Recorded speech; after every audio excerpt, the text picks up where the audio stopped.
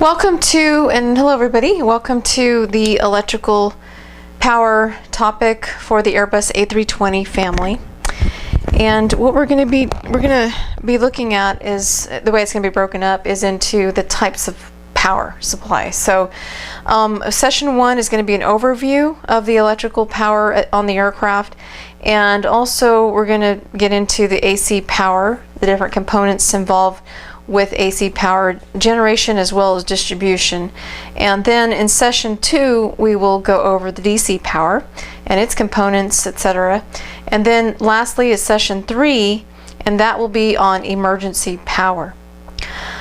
So with an overview, just to give you the kind of the helicopter's view on electrical power, and you know, systems are systems, so what we have here is, you know, what's going to be the main generators of AC power, alternating current. That's going to be your IDGs, okay, your integrated drive generators, just like you have on other aircraft. If you're Boeing guys, and you know, then you're familiar with the IDGs. You have the same thing here with the Airbus. There are two IDGs, your IDG1, IDG2. Obviously each engine, okay, is driving and providing the power to run the IDGs. So you have each of those. And besides that, you also have the APU driven auxiliary generator. So we have 3 right there, generators of electrical power on the aircraft. And if for some reason we have a major failure of all 3 of those, then there is a backup. That's the emergency generator, and that's actually a constant speed hydraulic motor generator that will be able to run some electricity through in order to, you know, bring the plane down safely. So essentially there's just 4 generators on the plane. All right, so that's for AC as well as DC power. Now, and that's mostly the AC power. So now, what about DC power? You know, what do we have here? For DC power, we do have the batteries. Those are located in the avionics compartment, as most of these components are located. Those are in the avionics compartment floor. So there's 2 identical batteries that are going to provide the DC power. You also have 3 transformer rectifiers. Those are also providing that DC power when necessary. There's also the external power. So we're going to just kind of the components in the control unit regarding the external power. Okay, so that's what we have as an overview. Okay, and we're going to be talking about these different ones in more detail. We also have, of course, the control panels in the cockpit. So with the control panels, you have you know, you have the ECAM electrical system page, or ECAM electrical system page for that. So we have different things there we'll go into. And emergency, there's an AC DC emergency power center that's in the avionics compartment, kind of dead, you know, just right in the center there in the avionics compartment, and that is obviously responsible for an emergency situation, and those systems start to take over. When certain other things are failing, then it's going to be triggering automatically the operation of that one. All right, so also with control panels, we're going to be talking about circuit breakers, the circuit breaker panels and where they're located. So we have those, you know, those are your distribution centers, if you will, because, you know, bus bars, your main bus bars are and sub bus bars are located on those circuit breaker panels for distribution to the user systems. Okay, and just kind of a little bit on the code ident. There's going to be code identification. You may not be familiar with this, you know, if you haven't worked on Airbus, but there's certain legends that they have created to identify main bus. For an example, main bus 1 or main bus 2, those are identified with an X. X is going to be representing alternating current. So example, 1XP, if you see 1XP, they're referring to the main bus 1. If you see 2XP, that's referring to main bus 2. If you see PP, that's referring to a DC bus, so like 1 PP as an example. Okay, just wanted to get your awareness on that one. You'll see more identifications, certainly refer to the AMM when you need to identify, which ones you're needing to work on. But I just wanted to give you a heads up on that reality. Okay, so that's what we have, and with kind of just kind of go over the electrical power. We talk about AC electrical power. Remember that the main generators are going to be your integrated drive generators. Okay, that's just like in flight. That's your normal supply for the aircraft, electrical power. And then of course you have your APUs. So if you look at priority, as long as those two IDGs are running, things are good. That's where the source is going to come from. If for some reason one of them fails, then we're going to have picking up the load is going to be an APU driven auxiliary generator.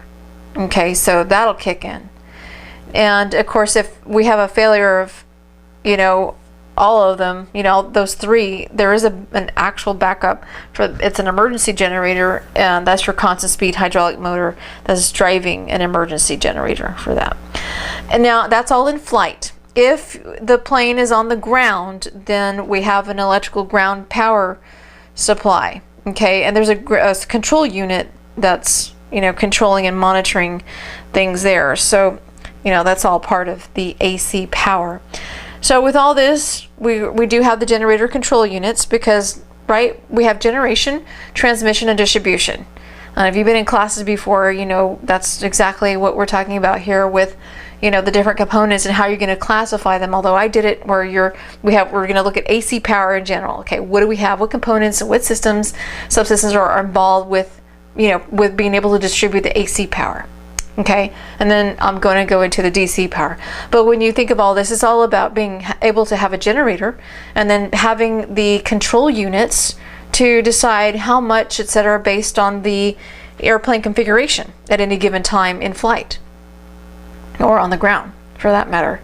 Okay, right? So that's what it's all about. Okay, so those control units are important to make sure they're maintained. They are little computers, and as you know, anything needs to be maintained, so certainly those units may need to be replaced at some point if there's a malfunction. But those control units, besides for the IDGs, you do have one for the ground, for ground power. Okay, all right, and then of course the electrical power I mentioned before, or electrical panel I mentioned before as part of AC. You're going to find the AC power and DC power control at that panel. You'll be able to control either one of those types of power on the 35 VU electrical panel. And then there's an emergency, remember I said there's an emergency power. So we do have an emergency electrical power panel that's separate from the main electrical panel, and that one is the 21 VU. So 21 VU is emergency electrical power panel, and your 35 VU is your main electrical panel. That may be a test question, so just jot down in your notes, those right there. It's just nice to have that in your mind. Always refer, of course, to the AMM. You don't want to memorize anything, but you show kind of show your stuff here when we're doing this for getting through the Gen Fam and you taking that test and passing it. That's kind of the classic when we're talking about the generator control units, your ground power control unit, your CSMG, okay, your constant speed motor generator, and what I just mentioned with the panels. That is all kind of like your classic components. And then also keep in mind, I'm going to mention the enhanced components, but keep in mind that it just depends on the aircraft model. So, I'm kind of throwing things out here so that you're aware, you've heard it, but, there may be slight differences, that you may find depending on what aircraft, A319 etc., fill in the blank. So here we're talking about enhanced. We have a ground and auxiliary power control unit. So, I mentioned the GPCU, okay, the ground power control unit, but then there's also the GAP CU. So the GAP CU is the ground and auxiliary power unit as part of enhanced components, that you have.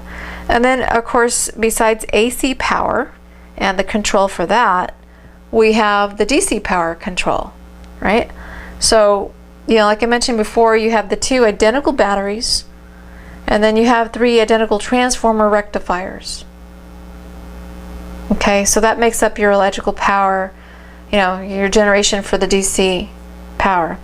And then just a note on the transformer rectifiers. And then there's a whole thing on the DC, when we get to session 2, I'll go into detail more about the batteries and the charge limiters and, things like that. Those are the components pertaining to how the batteries are providing that DC power.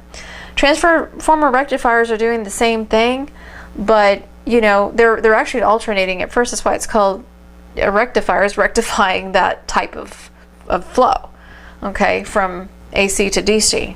Okay, so, and what it's doing is going to convert it, rectify that, so that it becomes DC, and then transferring that power to an essential transformer rectifier, okay, for use. So, and of course, like any of these, and really in just about any aircraft, your volts are going to be 115 volt AC on the alternating side and 28 volt on the DC side. Okay, so that's what you have there with, as far as components in general. Again, kind of giving you a helicopter's view, with all of that. And of course, the batteries, because, when the plane is on the ground, then, you hit bat 1 or bat 2. Those are your batteries that are going to start the APU on the ground. Okay, it's also going to provide basically power for the emergency system. That's in case something really goes wrong with the IDGs. Okay, so those batteries are extremely important, to make sure they're running properly. And you have, the batteries have certain charges on them.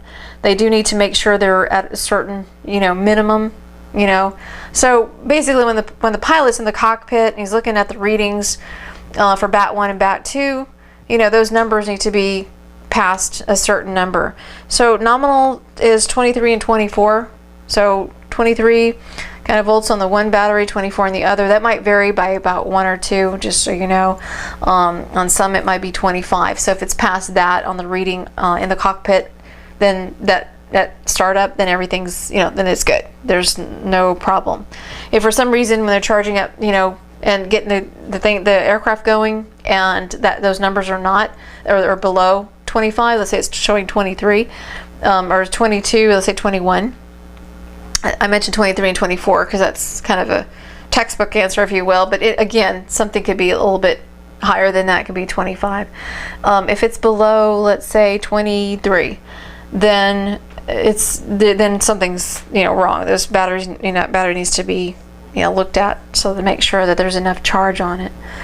But that's what that function is for those batteries, is to start that APU on the ground. Also, if for some reason there's an emergency in the air, or not an emergency, because pilots will, if first, I mentioned this before, when I've mentioned this or talked about electrical power, is that if the pilot is up at 37,000 feet or so and he's going to go over water, sometimes he'll just switch that APU on just to make sure, as kind of a precautionary, just being proactive, so they can just hit that to start.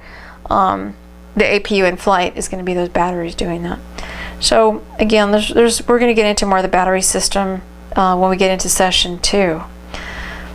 So what can you expect to see on the control panels in the Airbus A320 family of aircraft? Okay, that will be your 19 also, or your 21, your 321. So you're going to have push button switches for obviously your IDGs, right? So IDG 1 and 2 push buttons. Now, if things are normal, then there's not going to be any light. There's not going to be an illumination of the push button.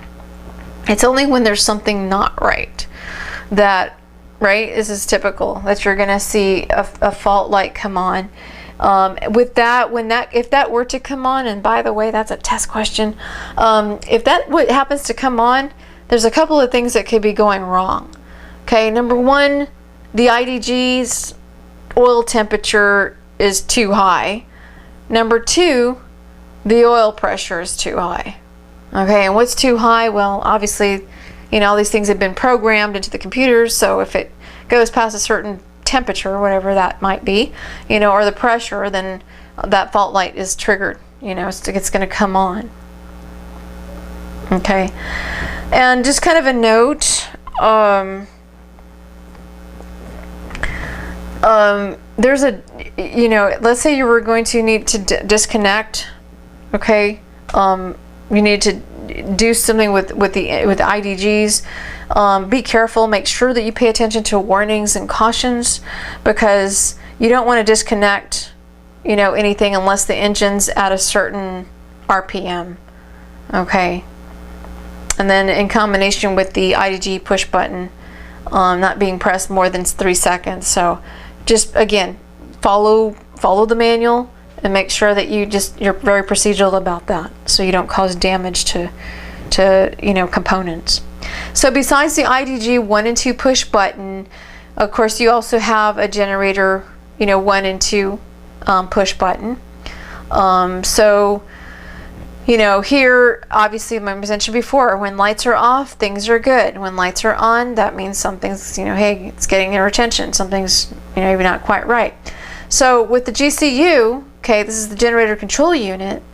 That means if that fault light comes on, then it's been tripped because there's some kind of, you know, some malfunction that's going on. You also have the APU Gen push button. So I've identified IDG 1, IDG 2, and then Gen 1 and Gen 2, and then you have an APU Gen push button. And so with this one, if you have the light, obviously light on means something wrong. Again, same situation with that.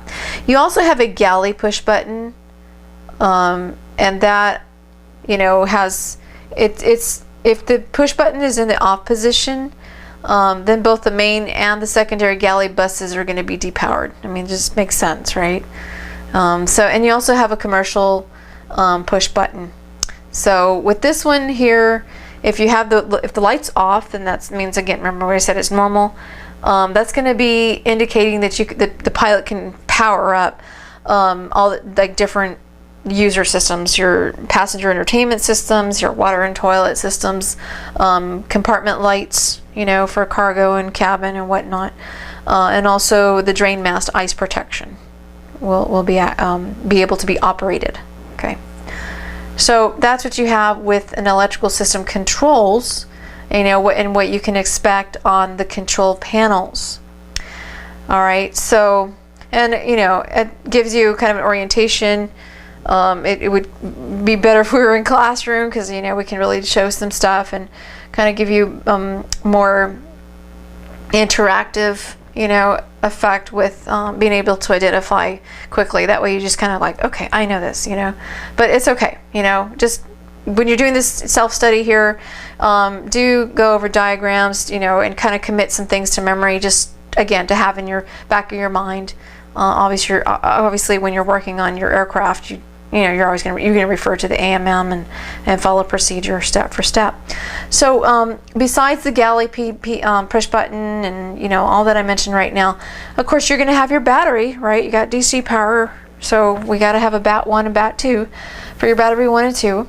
And here, if the battery charging current is out of limits, okay, if that's past those limits, then that's when the fault light's going to come on for BAT 1 or 2. Okay, so you've got that. So you also have a BAT 1 and 2 voltage display. Remember, I just mentioned earlier, if it's showing on the display, you know, 25.2, whatever, it has a V on it, but you can see for 1 and 2, you know, for BAT 1 and BAT 2, battery 2, and just making sure that those numbers, you know, are not below where it should be. Okay, so you've got the battery 1 and 2 voltage display. You also have a bus tie push button. And so with this one, if you have the push button in the off position, then the AC power priority logic it becomes disabled. Okay, so it's not going to accept power from certain things because it's been disabled. So it's not going to receive power from the APU generator, a single IDG generator, okay, or external power unit. Okay, and then you also have the PWR push button for external power. Okay, so there's in this case, you have an avail light that illuminates. The other ones are fault lights, so you'll say FAULT, right? If there's something wrong, that's going to illuminate. On the external power push button, that's an availability, or it's available light that is going to light up when the external power is only connected and is within certain volts and frequencies that, saying, okay, it's good to go. We can actually use it. It's usable. And that's when that avail light will come on. You also have an AC ESS feed push button. Okay, that's for your essential bus for alternating current. And that is an ALT in light. All right, as far as how it reads. And if that's out, then that's just a normal configuration. If the push button is, pushed in illuminating, okay, if the push button is pressed in, illuminating that ALT in light, then that's going to activate an alternate configuration, okay, versus the normal where you don't have the light illuminated. Okay, and the other thing that you have with this is you do also have a fault light with that. Okay, so just kind of a little bit reiterating here. Besides what I mentioned earlier about your IDG1, IDG2, your APU Gen, right? Your galley, your commercial. Okay, these are push buttons. We also have external power, the BAT1 and 2, the ACESS feed push button, as well as your bus tie. We also have an emergen test, so that's your guarded switch for the emergency generator. That is used by you all, okay, by you, so that you can make sure that the emergency generator is operating correctly. Okay.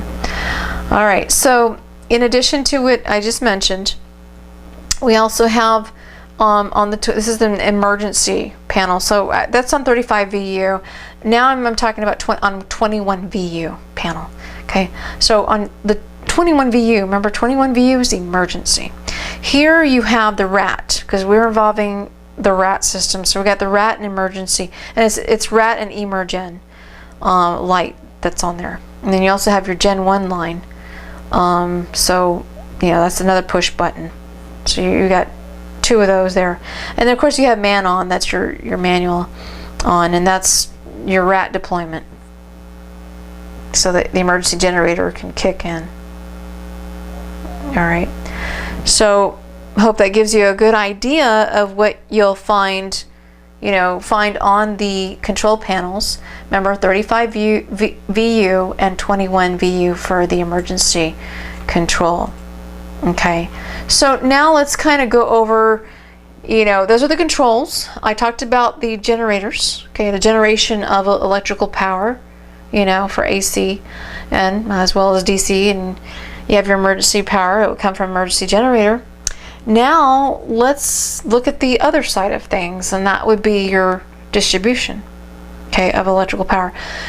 So with the distribution, you have of course it's going to be based on the configuration of the aircraft. Where's it at? What position is it in? But you have these panels, the circuit breaker panels, which carry, or where you're going to find the sub bus bars. You have your main bus bars, and you have sub bus bars. Okay, so those are your distribution centers. And it's a network that goes. And by the way, your IDG1 is an example. Okay, you're gonna have the same thing with IDG2.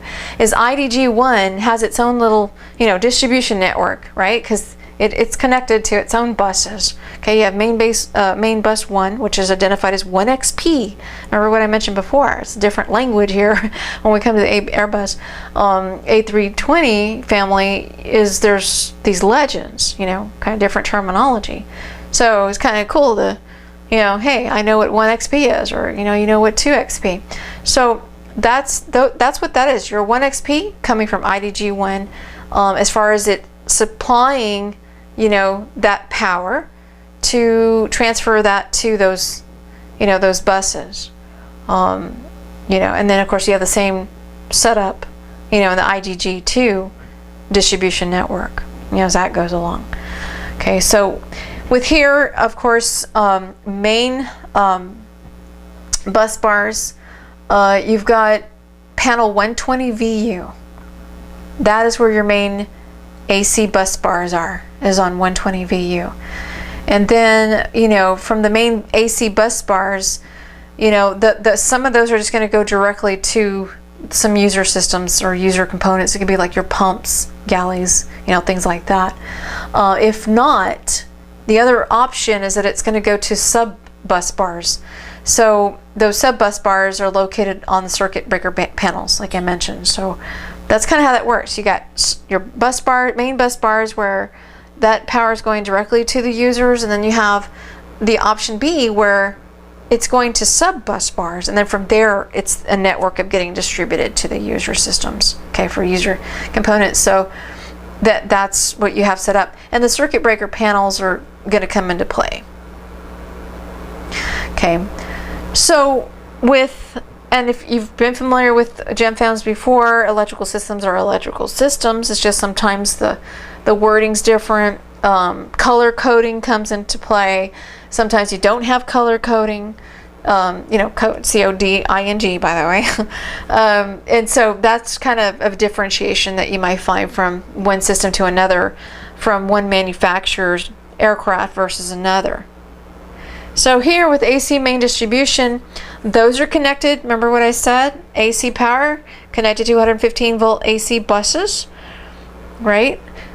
So you have that, the main distribution, and you also have your AC essential distribution, and those are connected to same voltage, your 115 volt, but those are connected to essential buses, and also your shed bus. Okay. So those are your shed buses. You probably, if you had, well, I assume you know what those are. Okay. If you don't, just let us, email us. Okay.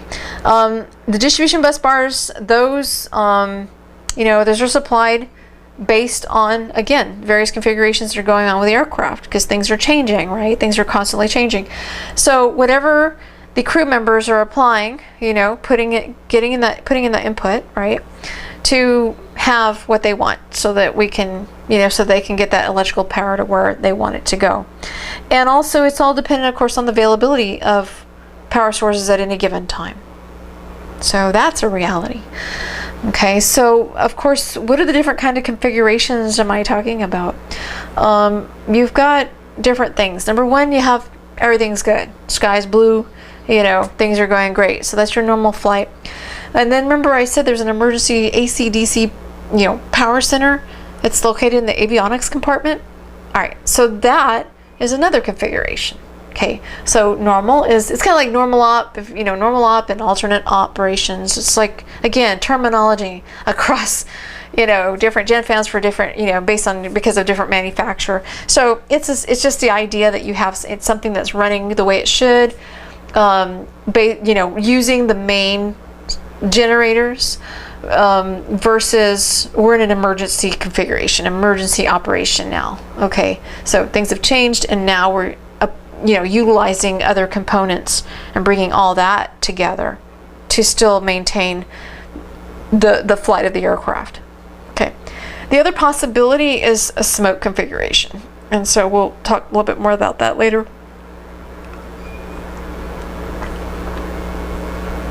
All right, so circuit breaker panels, where are they and what are they named? How are you going to identify these? The circuit breaker panels, you're going to have them in the forward of the airplane, and then there's the rear panel. So on the front end, you have 49 VU. Okay, that's the overhead circuit breaker that's accessible to the captain and first officer. Okay, that's for starters. And those particular circuit breakers are connected either to the AC or DC power source.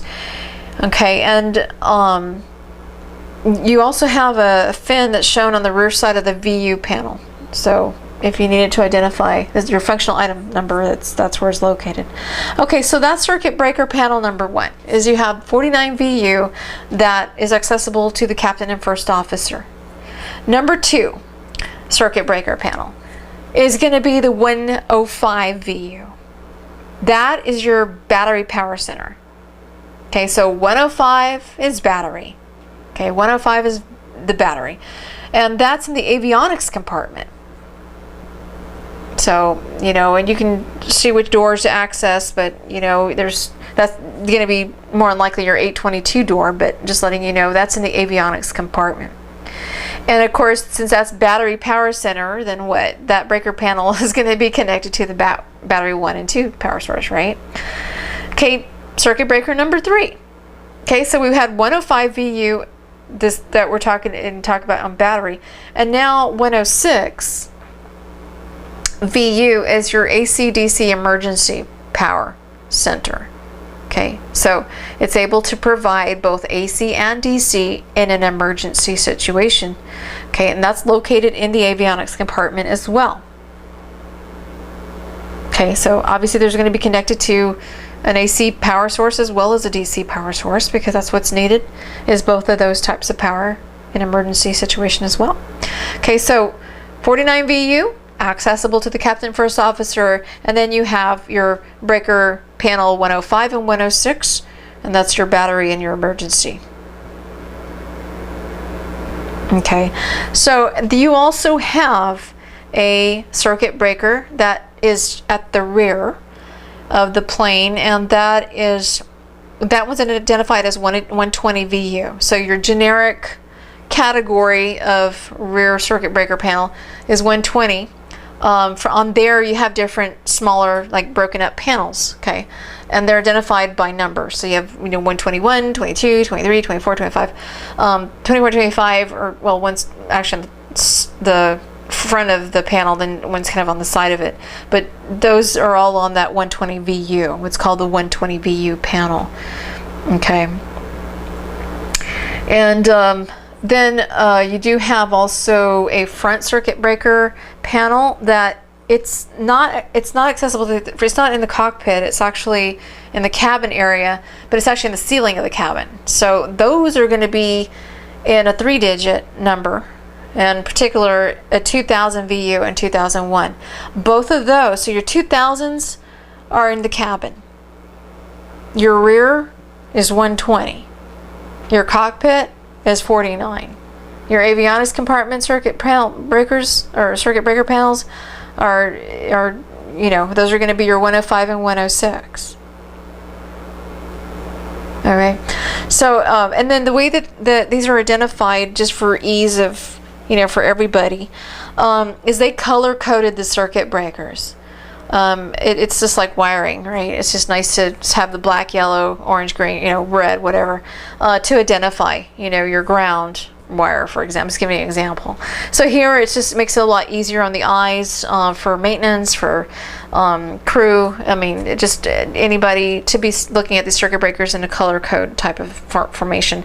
So with the color codes, you've got red. Actually, you got a red colored circuit breaker, kind of like an outline. So there's that one, and then you have yellow, and you have green and black. So red, yellow, green, and black. Okay, so the red, yellow, green, and black for these different ones. The red colored circuit breaker, that one is on the aft bulkhead circuit breaker panel, and again, that just has red colors. And what are those colors for? And by the way, that's a test question, so you do write it down. But the colors are preventing the crew from manually opening those circuit breakers. Those are like, okay, stay away. Okay, so red is usually, kind of alerting to people to kind of stay off it. So you have those, and what is this, why? Why is this important that, they don't want the crew to manually be messing with that? Well, these particular circuit breakers, the one that have the red collars, are associated with the flap slat asymmetry protection system. Okay, and that's with the wing tip brakes of that system. It's monitored by the ECAM, and so therefore, if any of the circuit breakers are open there's going to be a message that's going to show up. Okay, so that's important because some of the circuit breakers are not going to, any indication of something either opening or not, you know, or closing it or tripping it is not going to show up on the ECAM, you know. But in this particular circuit breaker, it is going to show a message if something changes there. Okay, now what about the yellow? Because that was the red collared one. So now we're on to the yellow circuit breakers. This one's on the overhead panel, and they have yellow caps installed. And as the circuit breakers are being pulled, okay, basically they're installed there to designate them as circuit breakers to be pulled when you're complying with procedures. Okay, so like flight on, battery power only, then those are identifying that. Okay, it's designating. And again, just follow the AMM because some you may or may not see those yellow caps. So just depends on which aircraft. All right, so that's the yellow. And now what about the green? So there's green colored circuit breakers, and those are also monitored by the flight warning computer. Okay, and this kind of one is this type of circuit breaker is holding an auxiliary contact so to the static, so you know, if something, you know, trips or whatever, so that means it's going to show up a memo message on the ECAM. They're going to have another message, and that's going to happen. And just so you know kind of what the message might say or will say is CB tripped on overhead panel. Okay, kind of simple, but that will show up. That has a message. Now this is the last one, is the black one, and this is one where, you know, if it gets tripped, you're not going to see it on the ECAM because it's not monitored by the flight warning computer. Okay, so it's one that is not. That's kind of a test question, and the reason why is there's just no connection between, you know, like the circuit breaker doesn't have an auxiliary contact, so there's no way to communicate or signal to, you know, to have a display on the ECAM. Okay, so I hope that makes sense. Okay, so that's what you have with the circuit breakers. Okay, as far as the numbers, you know, which are your panels in front, the front circuit breakers versus the rear circuit breakers, and then of course the ones that you have in the avionics compartment, right? So you have that. Okay, so I just hope that gives you a pretty good idea of, you know, what kind of components we're talking about. You know, it's pretty, you know, standard with as far as your main buses, and then we're going to get to sub, you know, you're talking about you know, your sub buses, bus bars, so you got those. All right, so let's kind of go in a little bit more about the integrated generator, the integrated drive generators. Okay, and kind of talk about, you know, how they function. You know, it's pretty standard as far as the RPMs, etc. You know, if you've been in class before, you know, it's pretty standard. Now, some things change because obviously the need or demand for, depending on the size of the aircraft. So when we get to 350, you know, things are going to jump up a little bit. Things are going to be different. So that's something to pay attention to or be aware of anyway. Okay, so integrated drive generators. Okay, these are your main generators of the AC power for the aircraft. So here you're going to, IDGs, if you're not familiar, which I presume you are familiar, are just converting variable to have in order to have a constant, you know, frequency going, you know, and being provided. Okay, and it's doing that obviously with this constant speed drive that's in it. It's integrated. A long time ago it wasn't. There were two separate components, but, you know, since then we have now an integration of the drive and the generator. So that is driving that AC generator at constant speed. Okay, that's what that drive is doing. Where is the IDG? Obviously they can't be too far from the engines because the engines are providing, you know, that power to the IDGs. But the IDGs are installed on the forward right side of the engine gearbox pad. Okay, so obviously engine gearbox pad is where you're going to find those 8 IDGs. There's a quick disconnect there, so it's able to be attached to that way. Of course, you have control units that are associated with each of the IDGs. Okay, so here, you know, with the IDG, of course, you do have the GCU, the generator control unit. So identification for IDG1 is your GCU1. IDG2 has its control unit as the GCU2, right? Makes sense. And so again, just kind of reiterating, what's the point of the IDGs? It's just trying to have a regulating voltage, have something regulated, of generator voltage at the point of regulating. Okay, so, and also just monitoring and protecting the systems. That's what it's doing.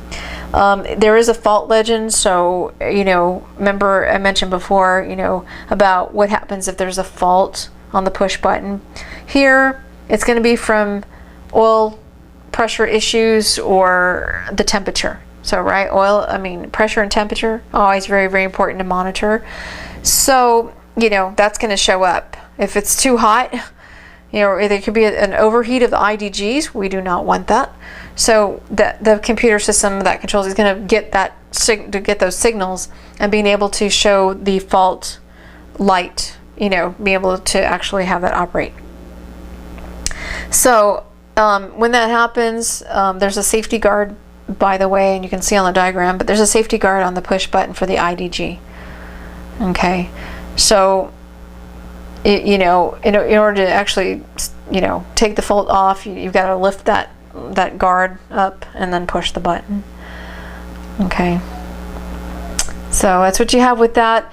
You know, there's different things with the IDG.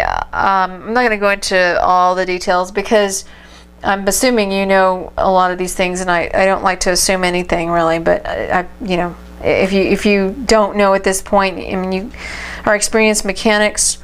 I do expect, you know some things, but if for some reason you don't, that's completely fine. We want to make sure you do have a better understanding if you don't know. So please definitely email us, and we can, you know, Rick or Ken can help you out with that. The electrical circuit that you have with the IDG has hookups for the electrical wiring, obviously, you know, because you have the connectors to make that happen with the wiring. So, you know, it's important to check wires, right? As maintaining all that system there with the components together, it's important to have maintenance and making sure the oil is at the certain level it needs to be. Have clean oil, so when you're draining it, you're making sure you're draining all of it. You're replenishing it with the right oil, the right kind of oil based on the AMM. And then just checking that oil level just to make sure there's enough, make sure it's where it needs to be. Of course, and just like with all typical things regarding the oil, there's a clogging indicator, you know, for the scavenge oil filter. So you got your filters, obviously, when we're talking about oil. Just a reiteration, I know you guys already know this. Okay. So a little bit more detail on constant speed drive. You know, I'm just going to touch on a few things. You know, you probably already know constant speed drive is constant speed drive. Okay, don't care if it's in Boeing or it's an Airbus. You know, its function is to maintain, you know, take variable frequency and to make it not variable anymore. Okay, which creates, you know, a constant speed in the end. That's the objective with all of that.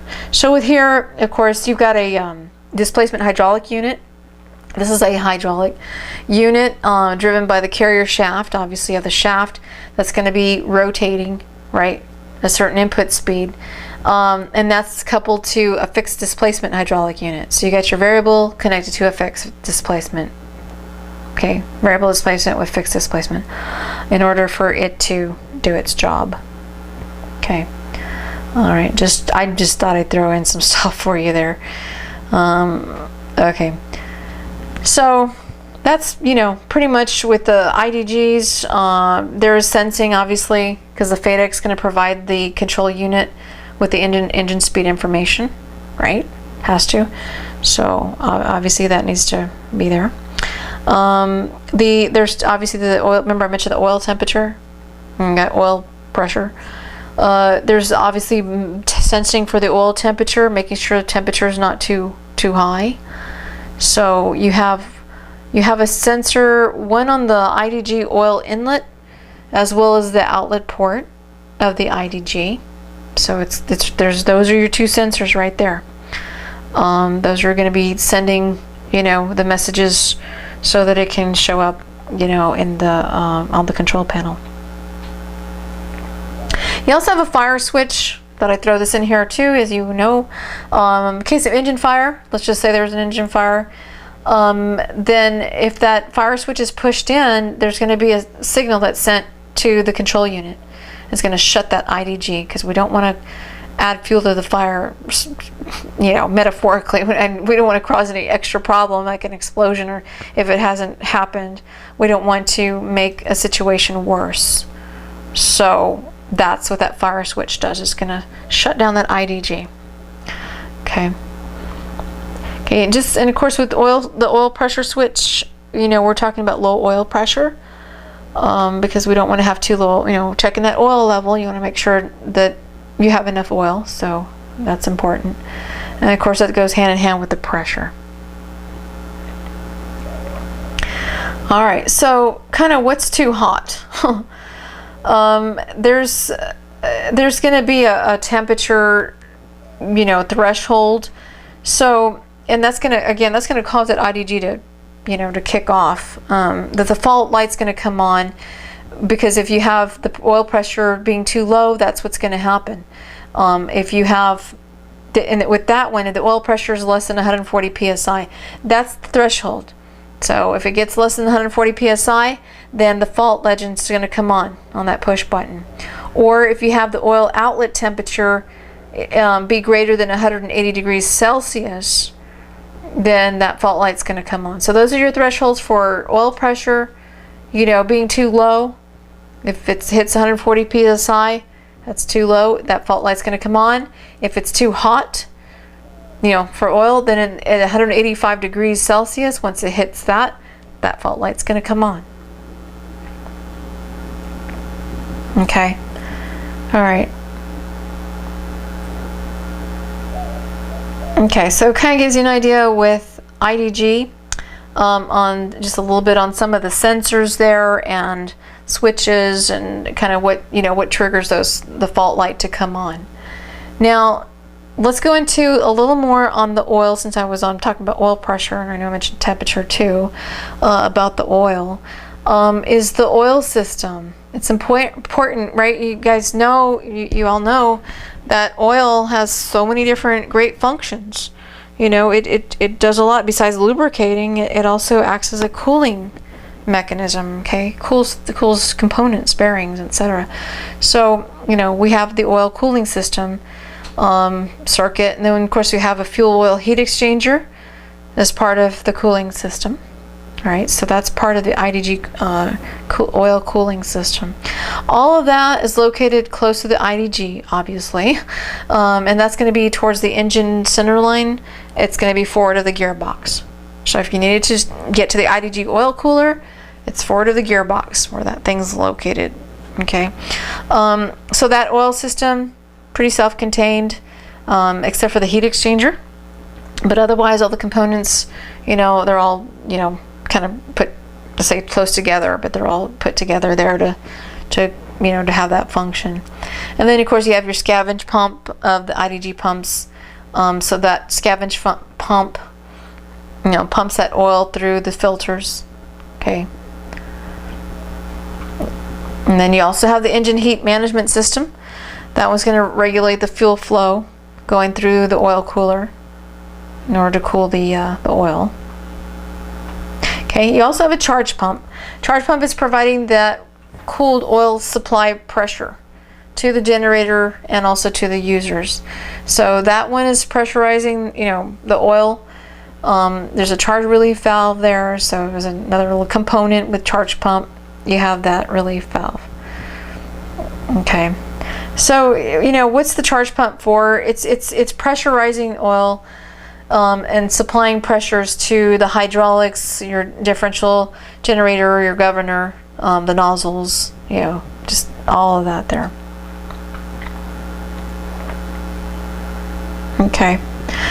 And you have the oil pressure fill. So there's a quick fill coupling that's installed on the transmission casing that is enabling pressure filling or topping off, you know, that thing with oil.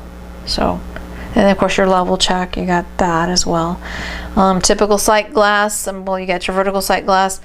So again, pay attention to, of course, the schedules, you know, maintaining the oil. Just follow the AMM for servicing and making sure that it's changed out when it needs to be. It's important to do that, of course. And there's just different oil level positions in the zones, and the zones are color coded. So if you haven't seen that before, again, there's a lot of color coding in this aircraft. Okay. All right. So what about monitoring all of this? Okay. I know, I talked about in the overview about the IDG1 and IDG2 push button switch.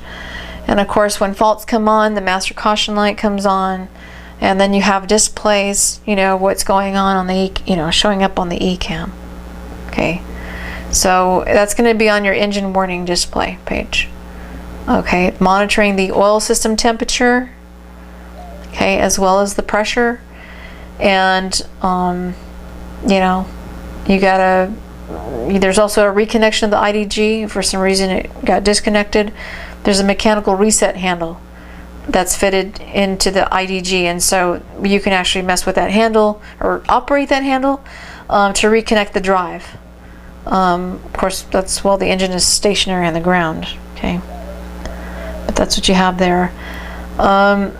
Okay, so again, pretty standard as far as what we're monitoring, that kind of thing.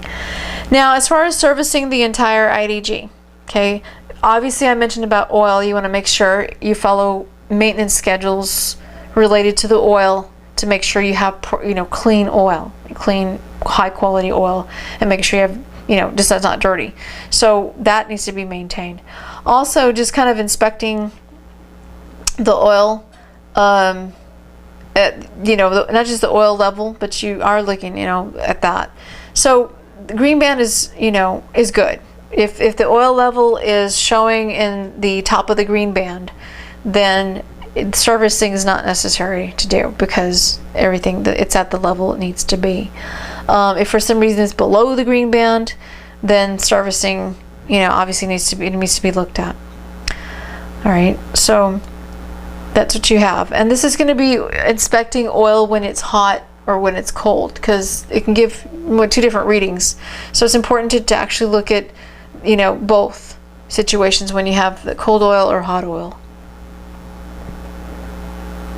Okay.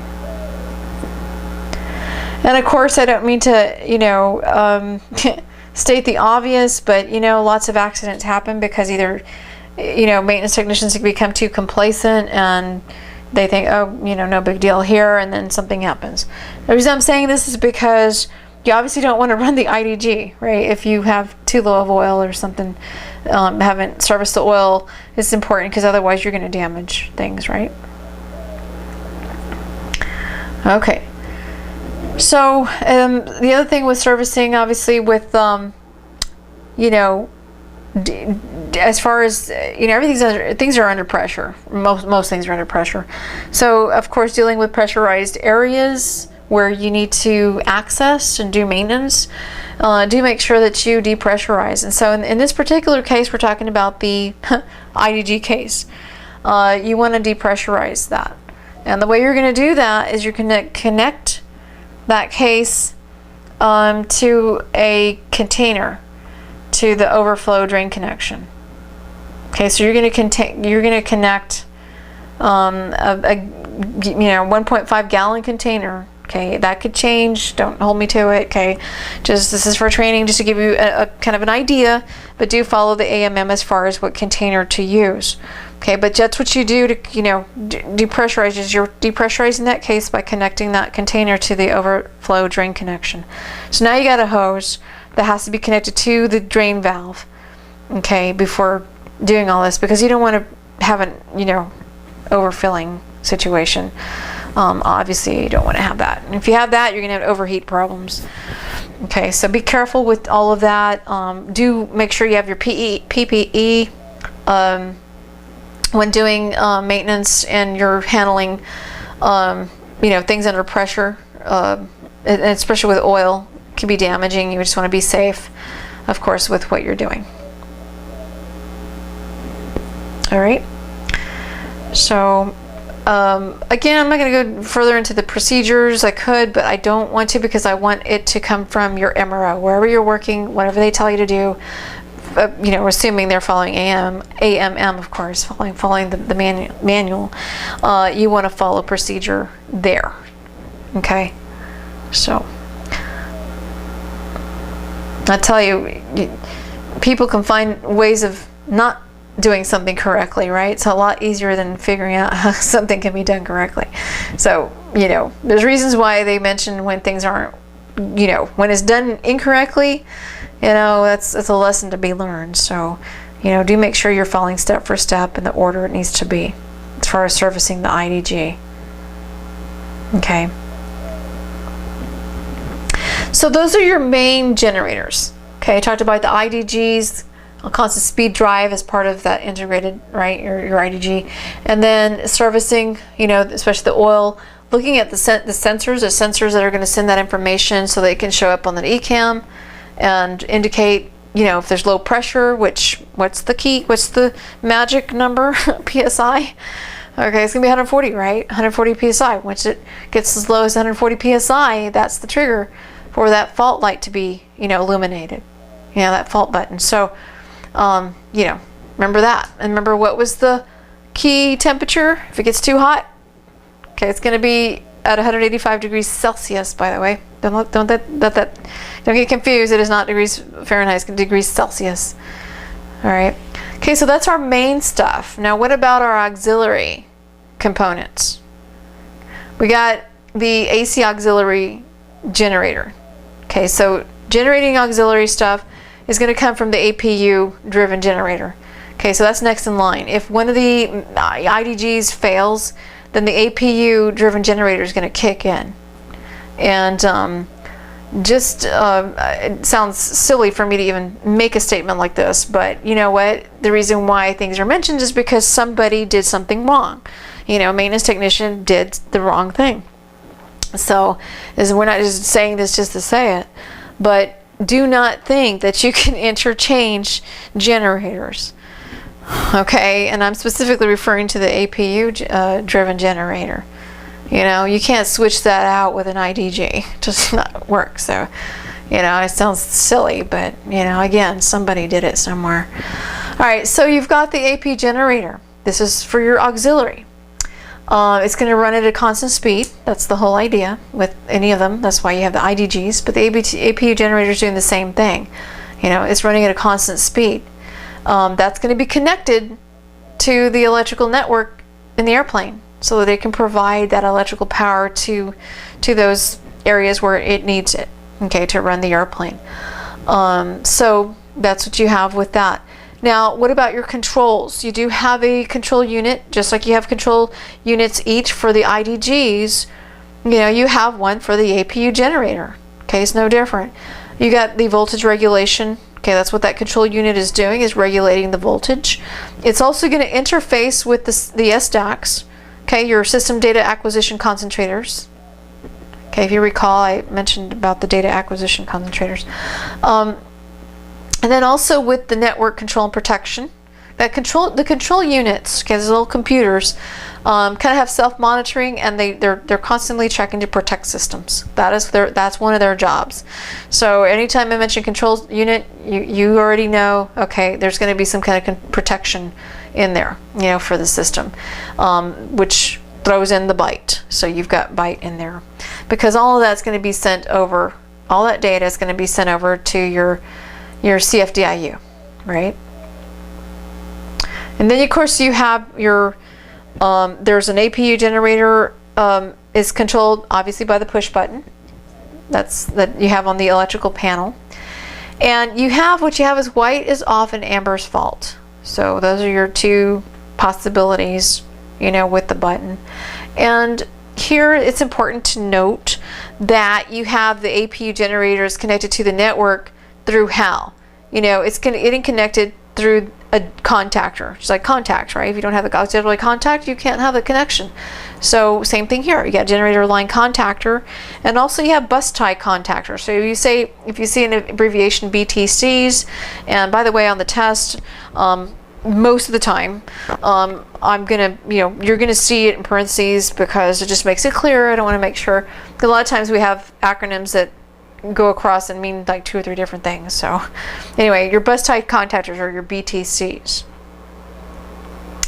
And so you have that. And of course, I already mentioned about the sensors, so you do have, the sensors, but and a diagram kind of gives you a better idea of kind of the network of it and what gets connected to what. That's kind of your classic, kind of your classic components and what we're talking about there. On the enhanced side, here you're going to have, a different, like a little bit different here with the control module. If you have an enhanced, if the aircraft is installed with an enhanced component systems, you're going to have a control module that's part of the ground and auxiliary power control unit. So I mentioned about just, you got your generator control units, right? But, you also have a gap CU, your ground and auxiliary power control unit that could be there. And it has the same functions. Okay, all these control units have the same functions.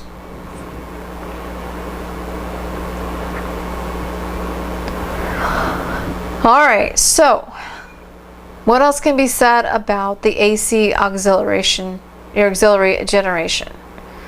Okay, I talked about the generator control unit, right, your APU GCU. So, and what it does.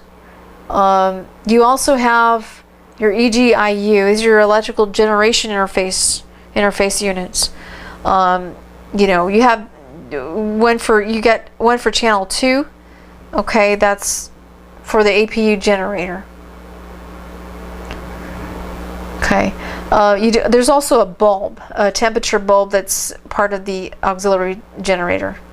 And that's going to be sensing the generator oil outlet temperature. That's what that bulb does. And your generator is pretty standard with your 90 kilovolt amps, 3-phase, etc., etc. Just kind of be aware you may have a difference in some of the generation of frequency depending on which aircraft, because some of them are installed with a slightly different technical specs, for that APU generator, but for the most part it's, it's the same. Okay. So with your control, okay, I'm still talking about the APU. You've got an APU master and you've got APU gen switches in the operation positions. Okay, so APU master and APU gen. So in case you ever get asked on a test or whatever, those are your 2 things that you'll see.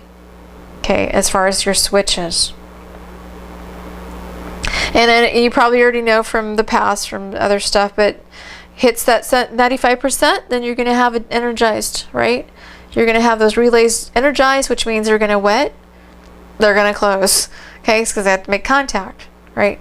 And then you're going to have that generator be excited. You get the exciters going. And that's just starting everything going.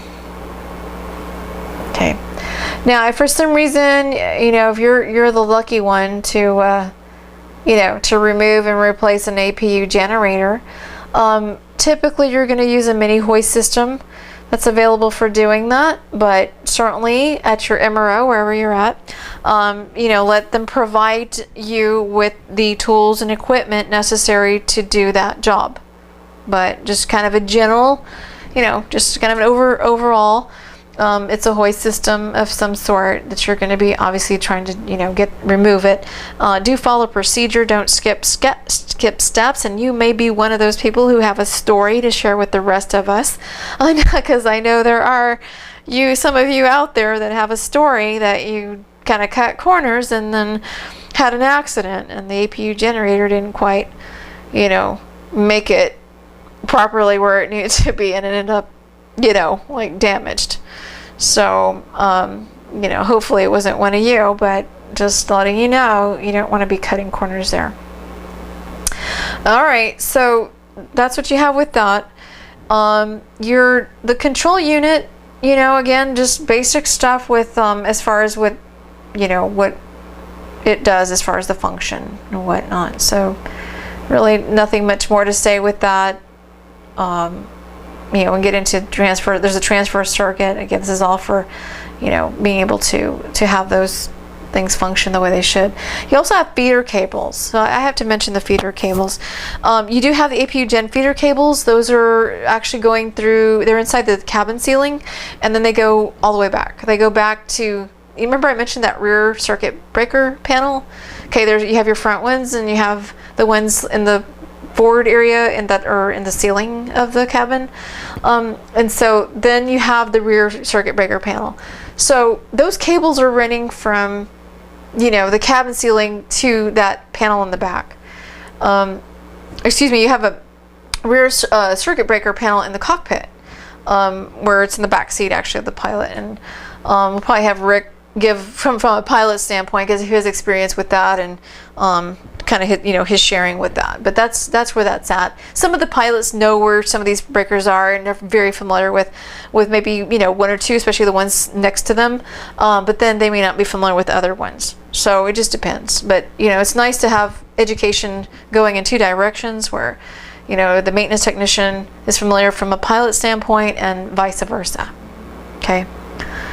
So now let's say that you have the APU running, and that's the only thing that's running. Okay, then when you have the APU master and the APU gen switches in an on position, and of course remember that APU has to be running above a 95%, then what I mentioned before, it's going to start that electrical circuit closing. Closing means then communications happening, you know, electrically, and so it's going to get that generator going. Okay. You also have that, remember I said about the gap CU? That's your ground and auxiliary power control unit.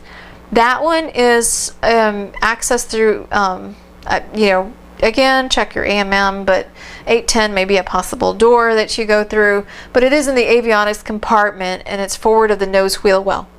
That's going to be on a 90 VU rack, so you'll find it there on the 90 VU rack. Okay. And just kind of a note about Classic, if you're not familiar with the Classic and Enhanced, you know, because, you know, there's so many different packages that certain aircraft have been custom, like they, you know, was a request for, hey, we want this package, you know, we want, you know, this IDG package, because, you know, it depends on the needs and demands of the particular aircraft, right? The model, and, you know, there's also variants of models. So, you know, you just don't know until you know, that you're educated, until they tell you at the MRO, this is what we have. This is specifically what we have. And so when we talk about, you know, something that's either classic, and then when we talk about enhanced, and I'm saying, okay, here are the enhanced components, it's because the classic is going to kind of like your standard package. And then here are the components that you have with that. And then the enhanced, you know, you may have, you know, similar components, but, you know, it has an extra boost to it. You know, there's something extra that it's doing. And so you want to be aware of those differences between the packages that you may find on aircraft. Component packages, what I'm talking about. And the whole idea with, as you continue on, like you start working on the Maxes and some of the, you know, just, you know, the higher, like your 350s, or, you know, when you get further into maybe the 380s or whatever, or your 787s on the Boeing side, when you start getting into all of that, the whole idea is to keep simplicity, you know, at the same time, because computerized systems are going to allow for, you know, kind of a simplified process of, you know, of providing, you know, that end user with what it needs. And so kind of a backing off of, you know, if we can do this in a, you know, with less components, that's a good thing. You know, if we can get away with doing that, that's great. And so that's the whole idea behind technology, is being able to, you know, to lessen the weight on an aircraft, That also cuts back a lot of things. Number one, the fuel cost. So you may have a reduction of some of the line replaceable units. And those comparisons between your classic and enhanced aircraft are going to be there, where you may not have as many LRUs as another, so it just depends. So you may want to, again, just kind of think about that if you haven't had that experience with realizing, well, wait a minute, I remember there were X number of, over here, but over here, there's only 3 or whatever. Because of that reason. It's got equipped with enhanced packages. So that is the APU generation. Then we talked about control unit there. Enhanced, we have a GAP CU, which is your ground and auxiliary power control unit. Kind of put it and integrated together, ground with the auxiliary, which is the APU driven generator. And so now let's look at the external power that we can have, right? And we do have a receptacle, just like you have on other aircraft. You have an external power receptacle that's at the nose gear well. And that enables power supply for the aircraft. And that max is 90 kilovolt amps. Okay, that's pretty standard with what is required for the aircraft network as far as the electrical system. So that's what you have. And there, of course, you have a power panel. The power panel here in this case is 108. So, I mentioned 105, 106 in the avionics compartment for your battery and your emergency power center, right? And here we've got an external power panel, 108 VU. So what do we have here on this panel? We have 2 indications that you're going to come across, you're going to see. You've got that the power is available, so there's an external power avail light that's there. And then you have external power when it's not in use. So it's available and then not in use. Those are your 2 indications on that panel. So let's just say that the external power is not in use. Then you're going to see a white light illuminated. Typically, what I mentioned earlier, when everything's in normal indication, and like in the push buttons, like in the control panel, they're just not illuminated. Okay, no, it's just not at all. Here, when we're talking about the external power panel, we do have an illumination. In this case, when the external power is not in use, it's going to be a white light. Okay, so it's just saying it's connected, but it's not being used. It's not being used. It's kind of the same, I should say, as the avail light, okay, on the external power push button on the flight deck. So that's kind of what it is. All right, so you have that. And then remember, we're back to the electrical control panel. Remember 35 VU? Do you remember what 21 VU was? Okay, yeah, that's your emergency power panel. So your regular control panel, electrical control panel, is your 35 VU. It has that XPWR, right, for your external power, has that push button. Okay, so you have that. That's for the obviously in the cockpit. So when that external power push button avail light is illuminated, then that means that that external power is only connected and is within acceptable volts and frequency. If it's not within those limits, then the light's not going to be illuminated. Okay, what about that ground power supply? Okay, that's going to be that supplies the circuit with or through the EPC. So you have effective supply of this because you have bus transfer contactors, right? Contactors allow, that to, making that connection. Okay, so that comes into play, are those bus transfer contactors. Remember I mentioned that before, your BTCs. So that's what you have there. Also with external power parameters, you've got it has to make sure it's within the parameters. So you've got normal parameters, you have abnormal parameters. If for some reason the parameters aren't correct, the indicator lights are going to stay off. So if everything is good and it's within the parameters, then the lights on the receptacle and also the external power avail light on in the cockpit, in the overhead, those are going to come on.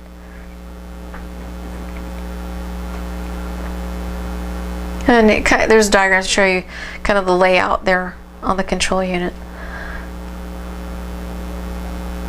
Okay, so we've covered a lot. It gives you an idea there with the external power, that we have, and I talked about the gap CU, so we have that as well. Again, it may be some craft, just kind of have to follow at your MRO, what you have that you're working on. Okay, and of course your bus tie contactors enable communication to happen, right, electrically. That's what I mean, right? Okay, so that's what you have.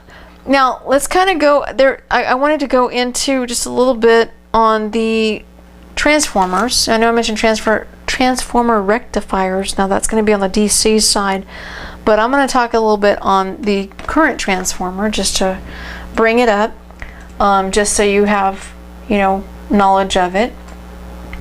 And so with here, transformers are talking about alternating current, right?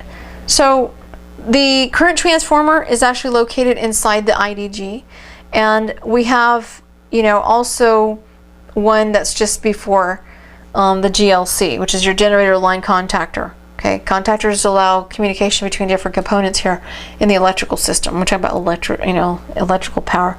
So with this, you have current transformers. Those are for differential and also the overcurrent protections. That's what they're there for. Actually, there's so many different kinds of transformers. There's a lot. And if you're not an avionics technician, then you may be a little bit in the dark on some of the terminology that's used when we're talking about these transformers and transformer rectifiers. I mean, the variable transformer rectifiers, there's different kinds. It's just there's a lot, and linear, variable, etc. So here we're talking about current transformers. They are there to kind of protect the system from having too much current. They're monitoring those feeder cables. Okay, remember I mentioned about cables. You got your typical three-phase, because that's when you're dealing with higher demand for electrical power, you're going to be dealing with three-phase, typically, not all the time, but that's a whole different lesson. But three-phase, that's typically what we're talking about. And these are feeder cables going from the generator to the generator line contactor. Okay, so remember, you got your control units, and they're going to use the outputs coming from the current transformers in order to protect the system. It's going to protect it. So I mentioned about the current transformers. You've got one inside the IDG, and then you also have one before the contactor. So those are there. Those are your current transformers. You might hear a three-hole. You might hear maybe some other terminology, but they're current transformers. They're there to protect the system. Okay. You also have another one that's it's at the forward part. So the forward cargo compartment, and that's monitoring 6 feeder cables. Okay, so it just depends. Whereas 3-hole, 6-hole, basically is it 3 cables or 6 cables? You have another current transformer. Just kind of think of current transformer. It's kind of watching over cables, because where you see a current transformer, typically you're going to see cables. Because again, it's taking that output, gathering data, and then it's having that output, so it can protect protect the cables. Okay, so you have that. You also have for the AC main generator channel, you have 2 current transformers per AC main generation channel. So just know that they are there. It doesn't mean you don't have one for APU generator, because you do. You have one for that as well. Okay. Time delay stuff. Again, if you're not an avionics technician, if you are, it's up your alley here. Time delay closing. This is all electrical terminology. Your time delay closing AC sensor, because we have a lightning protection module that's part of this aircraft system. Lightning is a reality, and you know, technology has gotten even better along the years, obviously, in order to protect the airplane from, you know, the electrical damage due to a lightning strike. So we have part of the components with this is the protection module along with a time delay closing sensor. So your time delay closing sensor, just call it a sensor. Again, if you're not avionics, which you know, some of you may not be, more than likely not, and so I'm just going to say sensor just to make it easier. But it's a sensor that's supplying that signal to the control unit, okay, and also to the fire trip input, because this is tied to the fire switch. You want to make sure, obviously it's all protecting the system. So what's it just going to say? The sensor is going to send the signal to the GPCU, right, and also to the fire trip. So your generator control units, okay, both of those input. If there's an open cable condition that occurs with a current of more than a certain amount, that could change, but you know, that could be 80 amps, it could be, you know, I'm just saying follow, you know, procedure at your, as far as like limits, things like that. But if it's more than 80 amps after a 3-second delay, and those generator units will not energize, it's not going to energize its contactor when you have those conditions, right? And your protection modules are there because it's protecting that equipment. Okay, that's what that's for. Now the sensors, where are they located? Those are in the forward avionics bay on the right hand side. So you have sensors there giving that information. Then you have those protective modules that are located in the same area. Remember, you got your contactors, okay, your bus transfers and your generator line contactors. Both those kinds of contactors are there, again, to, you know, make that connection. And by the way, the light protection modules are located, you know, on that same panel where the contactors are, and those are behind the first officer. Okay, those are under the 123 VU panel. So that's where you'll find those. They're in the cockpit. All right, and of course you have the control units. You got testing. That's testing for faults. It's going to be analyzing things. It's going to check for class. You got, you know, the class 3 faults. So it's going to be collecting all that data. Okay, and sending that away to your MCDUs. So you got your MCDU menus, your last leg report, test, and your class 3 faults, right? So all that's still there. Nothing's changed in that regard. Okay, so there's a test mode, okay, for the control unit. So your your control unit is going to have that test. So just, you know, follow procedure there. Test mode, that one can only be done on the ground. All right. So just wanted to, you know, touch on the control transformers, the current transformers, and where you can find those. You know, where can you expect to find them? And how we involve the best tied contactors as well as your GLCs, your generator line contactors, you know, allowing, you know, the generator to supply the network, you know, as long as there's, you know, certain conditions there. So, you know, otherwise it's not going to connect.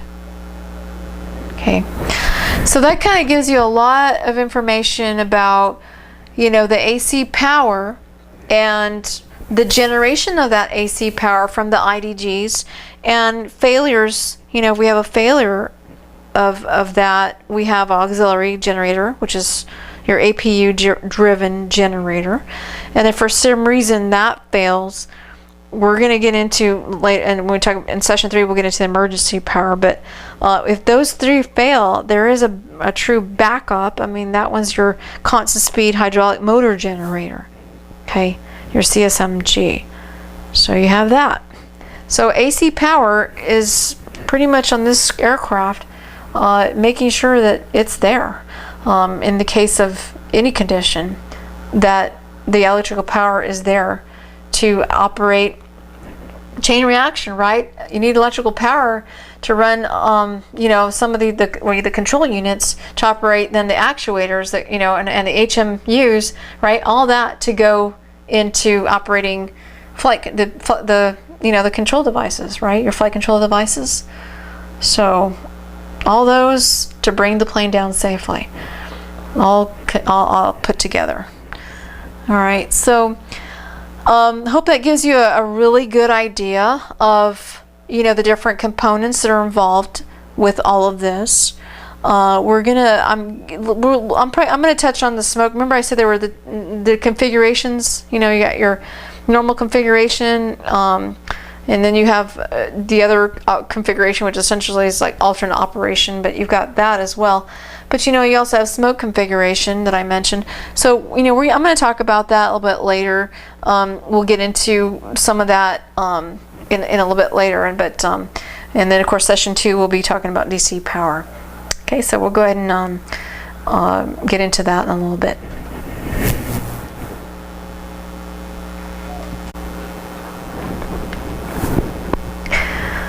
So just to continue on, we've got troubleshooting data that we have on the EPGS. This is going to be for GCU1, GCU2, and giving you an idea of what the display looks like just based on the pictures or diagrams, illustrations. If there's nothing wrong, then it's going to say no faults detected. If you see the information that's going to be displayed on a troubleshooting data page, you're going to see the type of class fault that it is. That's on the right side of that display, and then you'll have a listing of any faults there on there. So just wanted to give you a heads up on this troubleshooting data, and it depends on the aircraft. So I mean, as far as what's all gets displayed on there, this is based on the identification of a certain LRU. So if that's selected, then you'll be getting that information on the MICD menu as you select it. So again, that's on an enhanced package. In this whole instruction, it's giving you that awareness. You have your classic and your enhanced. It depends on the aircraft, like I said, the variants that are out there, and as to what they were installed with. Because you know, we're talking about the GAP CU, so that's your ground auxiliary power control unit. Okay, that's receiving data from the GCUs, and all that's information going to to the central fault display interface unit. Okay, so just wanted to mention that. There's I know I mentioned the system test, so you do have that as well, but I just wanted you to get a better feel for what kinds of information you're going to find on a troubleshooting data page. Your previous legs report can, things can be listed there for that. Your last leg report as well. LRU identification, okay, your ident for that is going to be there, and whether or not, a test is being done, a system test, and of course, again, the type of class fault. Okay, so an example that you'll see, it could be if something failed, obviously it's going to say test failed for, the control units, your generator control units. So it'll say that, or it could say confirm APU and engines are not running, and then letting you know that's you're making sure that's the case, excuse me, and then you can start running any system test that needs to be done.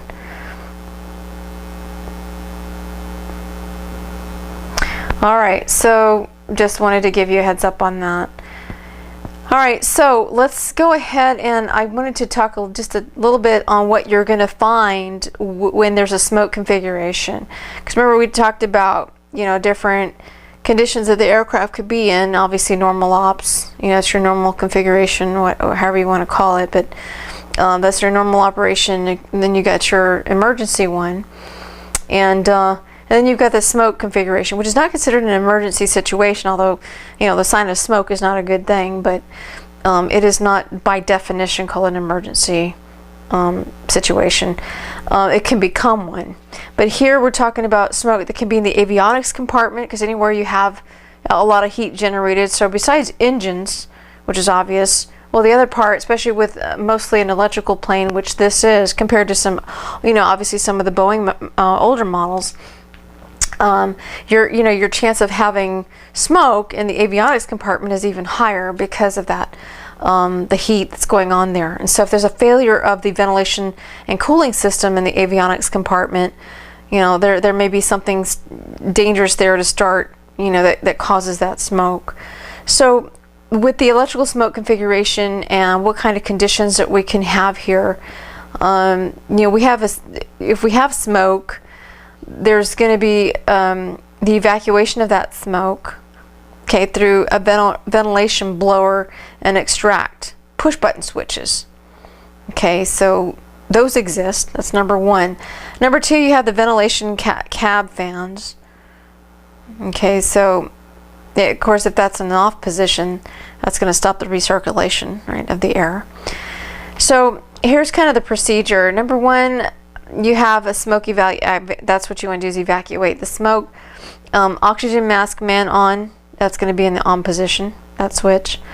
And if if you're doing the override or having the override position for the ventilation blower, etc., and the smoke hasn't gone away after 5 minutes, then there's a secondary level here, and that's the emergency or the EMER elect power Gen 1 line. Remember, I mentioned the Gen 1 line before. So this is going to open up. Generally, I'm talking about the contactor. Okay, and then the second thing you've got here is the emergency elect power man on. Remember, power man on had to do with rad extension. So that's going to kick in. And then you've got your APU Gen push button switch, okay, to off. And that off position is, that light is illuminated. And you have your elect Gen 2 push button switch to off, and that's also an illuminated button.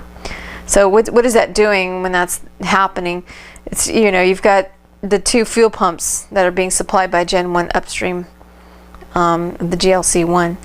So then the other part is, before the extension of landing gear, the Gen 2 push button switch is going to be to on. Okay, so the light's going to go off because in the off position typically it's illuminated. And then you have the Gen 1 line push button switch to on. Okay, so those two things are going to be needing to be pushed before the extension of landing gear. Okay, and just kind of a switch, just like a quick note about these things, is the Gen 1 line that I mentioned earlier. If for some reason in the normal configuration that Gen 1 line is pushed, or I should say released, then the EMER Gen 1 line off message to is displayed, okay, on the ECAM. So that gives you an idea with smoke configuration and procedure, the different push button switches that are related to the smoke configuration situation. Okay, just a quick note on galley power supply. You do have the galley and cab, and also it depends on the aircraft. You may see a commercial push button switch, or you may not, but you definitely have a galley and cab, and that, obviously all the galleys are supplied by the normal bus bars.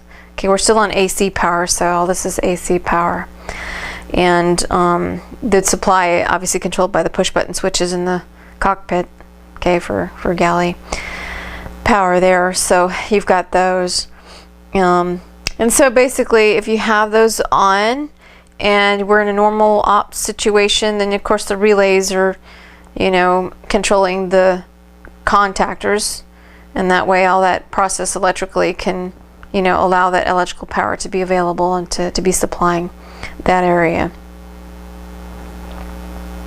Okay, and also there's a load monitoring with the galley power supply.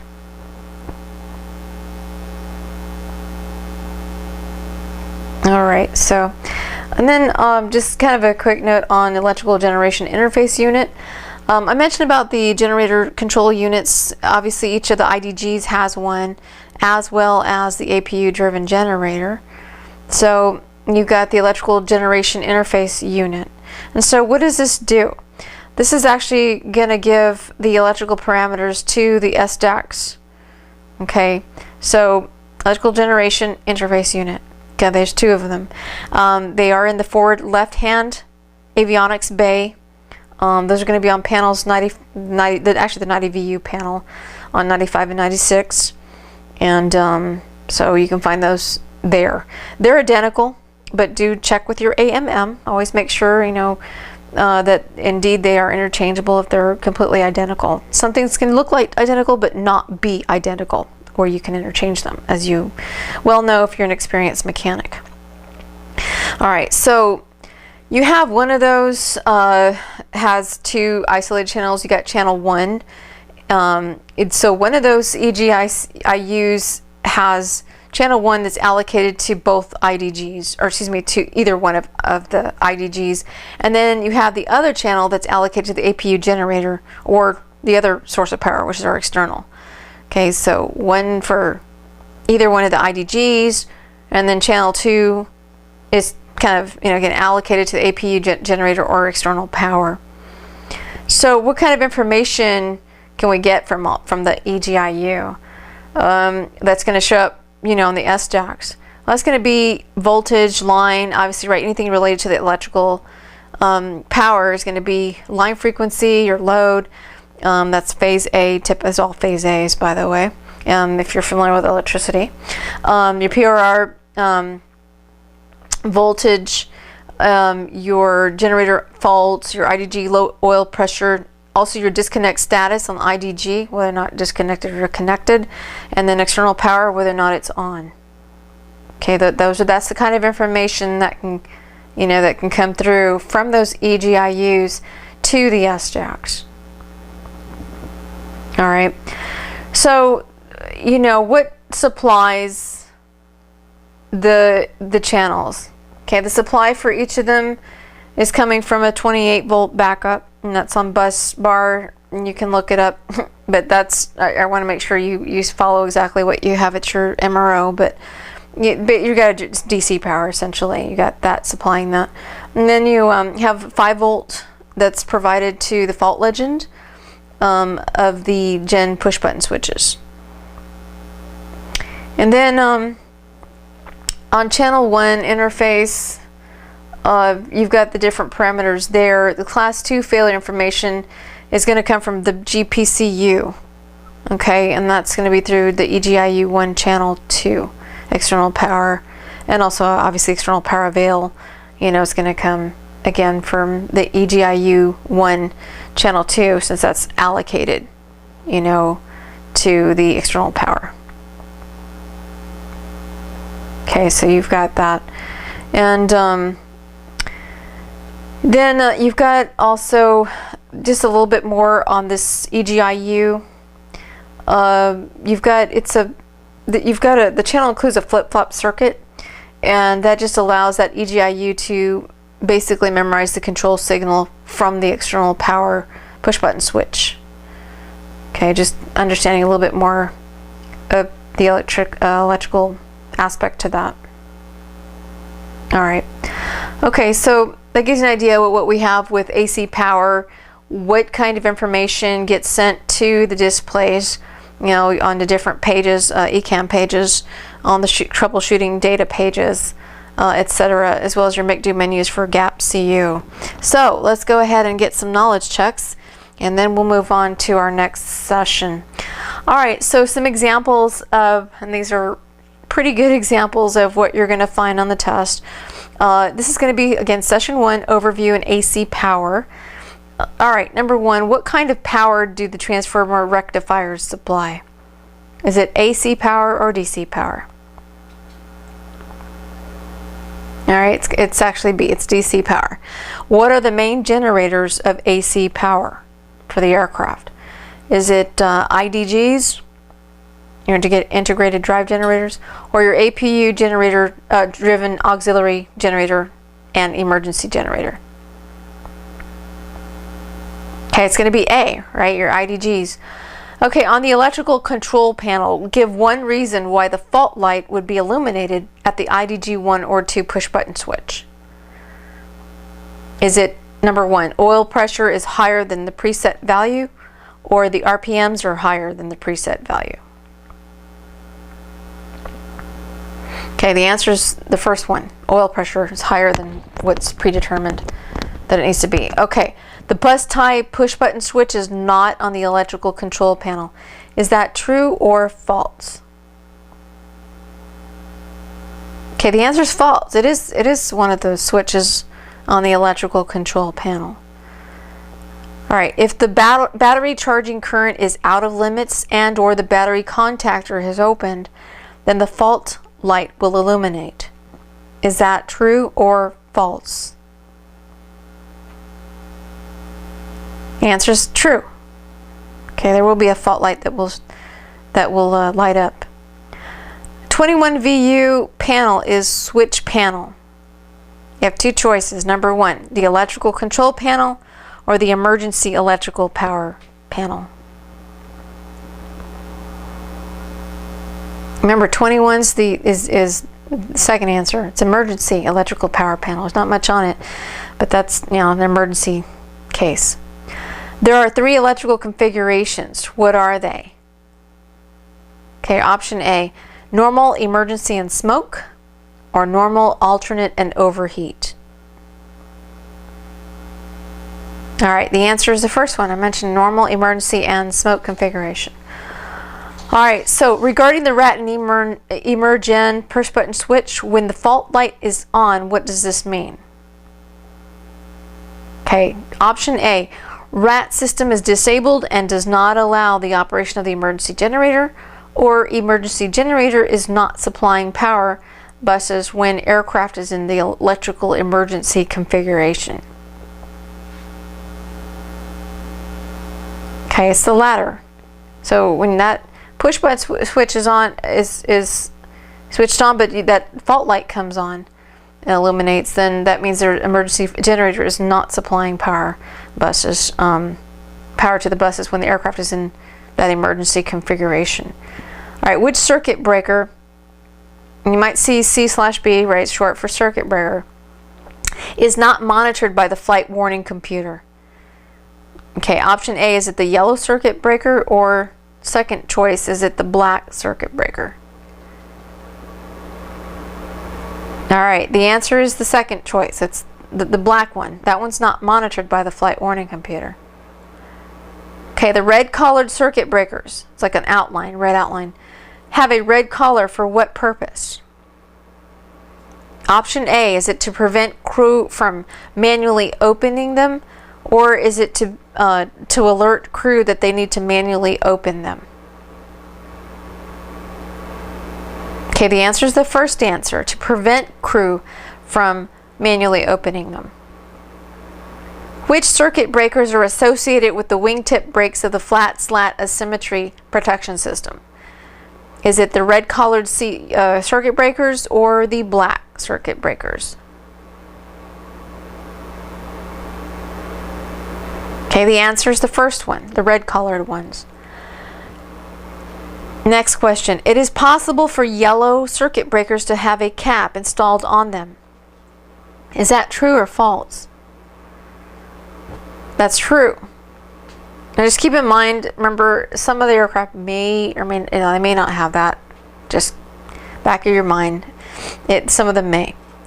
All right, which circuit breaker panel is the AC/DC emergency power center? Okay, is that 2000 VU or is it 106 VU panel?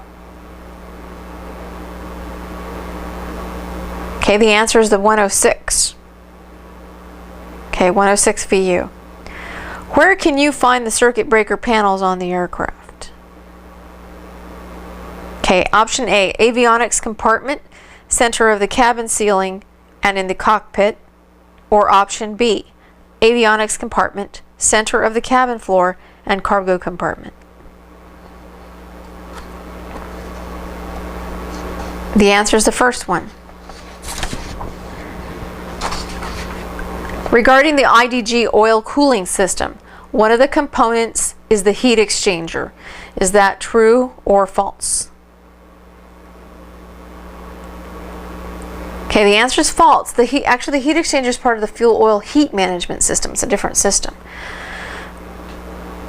Okay, Temperature sensors for the IDG oil send messages to the ECAM under what condition?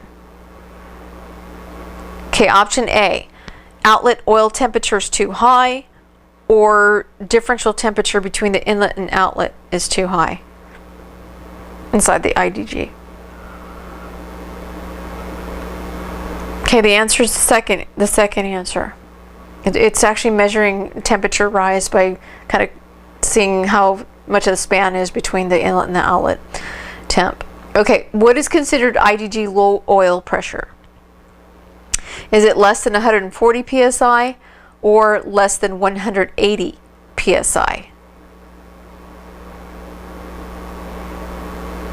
The answer is the first one, so less than 140 psi.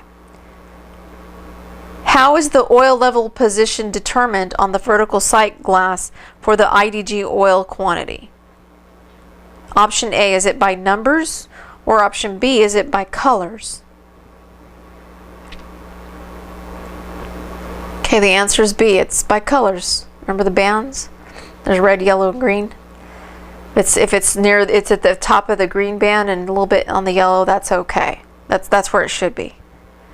All right, in the event of an oil overheat, the IDG in question can be manually disconnected via the guarded IDG 1 or 2 push button switch.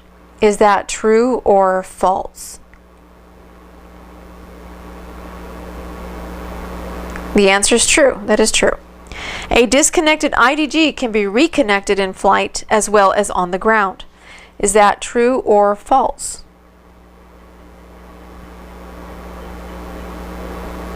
Okay, that's actually false. You can't reconnect it on in flight.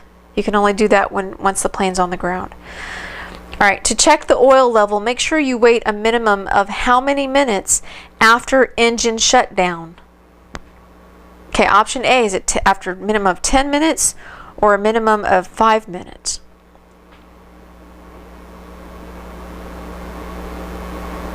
Okay, it's a minimum of 5 minutes. The longer is good, but at least 5 minutes. And again, follow, I'm giving you a ballpark here. Actually, again, follow what it says at your MRO. Okay, the APU generator is interchangeable with the IDGs. Is that true or false?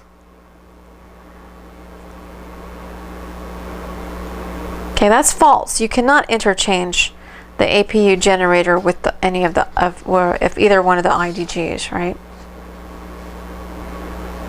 Okay, so that gives you a pretty good idea, and I hope you wrote this down, and again, keep it for your reference.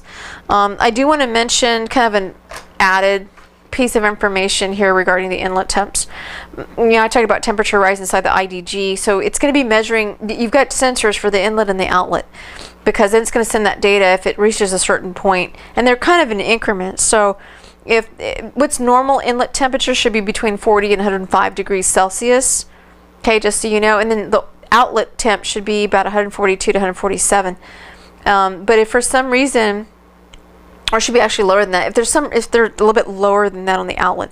But remember, it's the difference between those two temperatures, roughly. Again, it's a range, and it's not just stationary. I mean, it's static. It's going to be dynamic and changing as far as the temp. So what's going to happen is if that temperature rise reaches a certain degree Celsius, then there's going to be an automatic temperature flashing on the ECAM page. Now it's going to be in green, so it's not going to say, hey, something has to be done right away, but it is kind of getting there. It's just advising the crew that, okay, something's maybe getting up there. Something's going and increasing, and this is what's happening with that. So it just does an automatic flashing on the advisory mode there to the ECAM page. But let's just say it gets even higher than that. So now you have the outlet temp reaching 180 degrees Celsius. Then that same indication that was in green is now going to turn to amber color. Okay, and if it reaches 185 and continues going up, then the master caution light is going to come on, and then you have a fault light coming on too. So I just wanted you to understand that progression of temperature rise internally within in the IDG oil cooling system, because you know, just kind of important to know where these markers, you know, what should be expected at certain points, you know, with what gets displayed on the ECAM. All right, so that concludes our session 1, and we will be proceeding on with the next session.